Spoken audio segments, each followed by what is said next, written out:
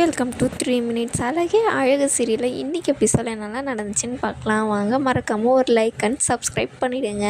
பார்த்தீங்கன்னா சுரேஷ் பார்க்குறதுக்காக மதி ஸ்டேஷனுக்கு போகிறாங்க. உங்கள் ஒய்ஃப் வந்திருக்காங்கன்னு சொல்லிட்டு அங்கே வேலை செய்கிறவங்க சொல்கிறாங்க. ஏன் ஒய்ஃபா உள்ளே வர சொல்லுங்கள், உள்ளே வாங்க மேடம் அப்படின்னு சொல்லிட்டு கூப்பிட்றாங்க. வந்தவொடனே பார்த்திங்கன்னா மதி உட்கார சொல்கிறாங்க. உட்காருங்க அப்படின்னு எல்லோரும் சொன்னோடனே உட்காடுறாங்க. அங்கே வந்திருக்காங்க. இதோட உங்கள் ஹஸ்பண்ட் மேலே 2வது டைம் நீங்கள் கம்ப்ளைண்ட் கொடுக்க வந்திருக்கீங்கல்ல அப்படின்னு சொல்லிட்டு பக்கத்தில் இன்னொருத்தர் இருப்பாங்க. அவங்கக்கிட்ட சொல்கிறாங்க. ஆமாம் அப்படின்றாங்க. இப்போ வீட்டில் தான் இருப்பாரா அப்படின்னு. ஆமாம் இருப்பார். சரி நான் பார்த்துக்கிறேன், நீங்கள் கிளம்புங்க அப்படின்னோடனே அந்த பொண்ணோட அப்பா இருந்துக்கிட்டு நீ சரி பார்த்து பண்ணுங்கள் சார் அப்படின்னு சொல்லிட்டு கிளம்பிடுறாங்க. அதுக்கப்புறம் பார்த்திங்கன்னா எதுக்கு வந்தீங்க, என்ன ஆச்சு அப்படின்னு சொல்லிட்டு பக்கத்தில் இருக்கிறவங்களாம் கேட்குறாங்க. உங்களெல்லாம் கல்யாணத்தில் பார்த்தது இப்போ தான் பார்க்குறோம், என்னாச்சு மேடம் அப்படின்னு சொல்லிட்டு சொல்கிறாங்க. இல்லை கம்ப்ளைண்ட் கொடுக்க வந்திருக்கேன். யார் மேலேனா என் ஹஸ்பண்ட் மேலே. என்ன மேடம் வீட்டுக்கே வரமாட்டேங்கிறாரா, அதனால தான் கம்ப்ளைண்ட் கொடுக்க வந்திருக்கீங்களா அப்படின்றாங்க. இல்லை என்னை வீட்டை விட்டு துரத்திட்டாங்க, எங்கள் வீட்டில் ஒரு சின்ன பிரச்சனை, என்னை வீட்டை விட்டு துரத்திட்டாங்க, என்னை அடிக்க வந்தார் அப்படின்னு சொல்லிட்டு சொல்கிறாங்க. என்ன மேடம் சொல்கிறீங்க அப்படின்னோடனே செம்ம ஷாக் ஆயிரும் சுரேஷுக்கு. என்னது என் மேலே கம்ப்ளைண்ட் கொடுக்க வந்திருக்கியா அப்படின்ற மாதிரி பார்த்துப்பார். நீங்கள் 2 பேரும் வெளியே போங்க அப்படின்னு சொல்லிட்டு அங்கே வேலை செய்கிறவங்கள வெளியே அமுச்சிருவாங்க. இப்போ உனக்கு என்ன பிரச்சனை, எதுக்காக இங்கே வந்திருக்கு? அதுதான் சொன்னனே, என் ஹஸ்பண்டு என்னை வீட்டை விட்டு துரத்திட்டாரு, கை அடிக்க வந்தார், இதை தான் கம்ப்ளைண்ட் கொடுக்க வந்திருக்க. ஒரு எஸ்ஐ சாராக நீங்கள் என்ன செய்கிறீங்களோ செய்யுங்க அப்படின்னு சொல்லிட்டு சொல்கிறாங்க. என்ன விளையாடுறியா, இங்கெல்லாம் நீ வராது, கிளம்பு முதல்ல அப்படின்றாங்க. இப்போ நீங்கள் என் கம்ப்ளைண்ட்டை எடுக்க முடியுமா முடியாதா சார்? நான் என் ஹஸ்பண்ட் மேலே கம்ப்ளைண்ட் கொடுக்க வந்திருக்கேன் அப்படின்னு சொல்லிட்டு 2 பேருமே சண்டை போட்டுக்க ஆரம்பிச்சிடுறாங்க. வெளியே நின்றுன்னு அவங்க கான்ஸ்டபிள் எல்லாம் கேட்டுட்டு இருக்காங்க. அவங்க பார்த்திங்கன்னா கரெக்டாக இன்ஸ்பெக்டர் சார் வராரு. என்ன இங்கே மீட்டிங்கு, ஏன் எல்லோரும் வெளியே நின்றுட்டு இருக்கீங்க அப்படின்ன உடனே இல்லை சார் சுரேஷ் சாரோட ஒய்ஃப் இருக்காங்க உள்ளே அப்படின்றாங்க. என்னாச்சு, ஏன் எதனா சாப்பிட விட எடுத்துன்னு வந்திருக்காங்களா என்ன? அப்படி இல்லை சார், அவங்க 2 பேருக்கு ஏதோ பிரச்சனை, வீட்டில் ஏதோ பிரச்சனை போல், இவங்க வீட்டை விட்டு துரத்திட்டு இருக்காங்க, அடிக்க கை ஓங்கினாராம், பெரிய பிரச்சனை போயிட்டு இருக்குது சார் அப்படின்றாங்க. ஏற்கனவே இவங்க 2 பேருக்குள்ளே ஒரு பிரச்சனை தானே, கூப்பிட அந்த சுரேஷ் அப்படின்னு சொல்லிட்டு கூப்பிட்றாங்க. உங்களை சார் கூப்பிட்றாங்க அப்படின்னு சொல்லிட்டு சொன்னோடனே அவரும் வெளியே வராரு. என்ன பிரச்சனை அப்படின்னா, இல்லை சார் வீட்டில் எங்கள் 2 பேருக்கு எந்த பிரச்சனையும் இல்லையே, இங்கே தான் எல்லாருமே சொல்கிறாங்களே, ஏதோ வீட்டை விட்டு அமுச்சிட்டியான், கை ஓங்கனையும் அடிக்க அப்படின்னு சொல்லிட்டு சொல்கிறாங்க.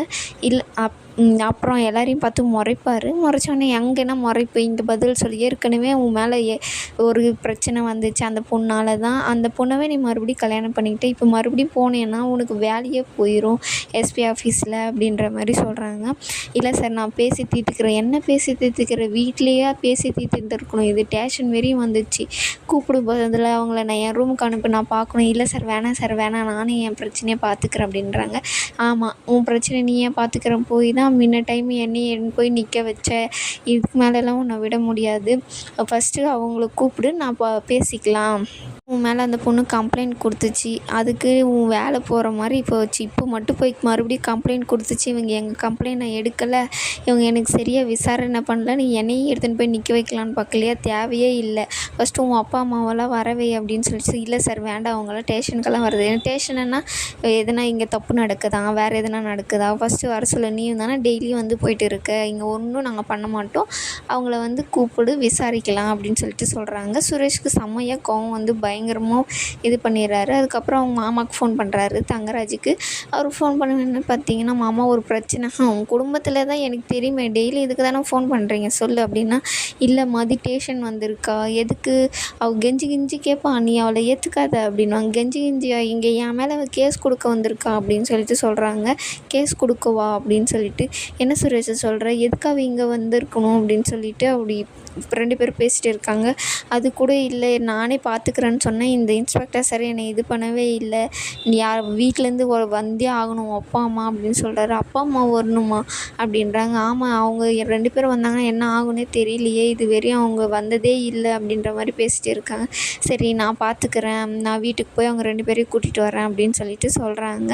அவரும் வெளியே நின்றுட்டே பார்த்துட்டு இருக்காரு. அதுக்கப்புறம் அங்கே ரேவதி என்ன பிரச்சனைங்க, நம்ம சுரேஷை ஃபோன் பண்ணு, உன் வீட்டில் இருக்கிறவங்களுக்கு என்னைக்கு தான் பிரச்சனை இல்லாமல் இருந்திருக்கு, மதி சுரேஷ் வேலை செய்கிற இடத்துல போய் கம்ப்ளைண்ட் கொடுத்துருக்கான், அவங்கள எல்லாம் அடுப்படியிலே வச்சுருந்துருக்கணும், படிக்க வச்சு வேலைக்கு அனுப்பிச்சி இதெல்லாம் நடந்துச்சுல்ல, இப்போ இதையும் பண்ணுவீங்க, இதுக்கு மேலேயும் பண்ணுவீங்க அப்படின்னு சொல்லிட்டு அவங்கக்கிட்ட வந்து பேசிட்டு இருக்காங்க.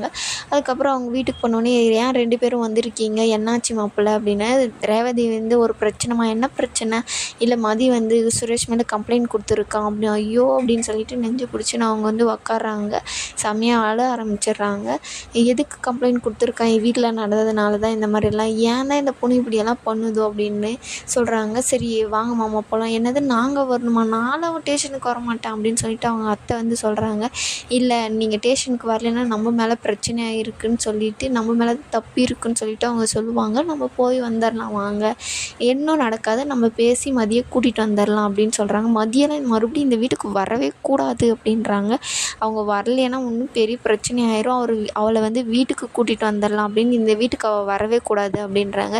சரி விடுங்க, என் வீட்டுக்கு ரேவதி அவள் துணியெல்லாம் பேக்கப் பண்ணி வச்சுக்கோ, நம்ம வீட்டுக்கு அவளை கூட்டின்னு போகிறோம், 2-3 நாள் அவளும் இருக்கட்டும், சுரேஷையும் அங்கே வீட்டுக்கு வர சொல்லு, வாங்க போகலாம் அப்படின்னு சொல்லிட்டு அவங்க 2 பேரையுமே கூட்டிகிட்டு போகிறாங்க. மலர் இருந்துக்கிட்டு நானும் வரேன்றாங்க. இல்லை வேணாம், நீ வீட்டை பார்த்து நீ இரு அப்படின்னு சொல்லிட்டு போகிறாங்க. இதோட இந்த எபிசோடு முடியுது. நாளைக்கு என்ன நடக்குதுன்னு பார்க்கலாம். மறக்காமல் லைக் பண்ணிடுங்க.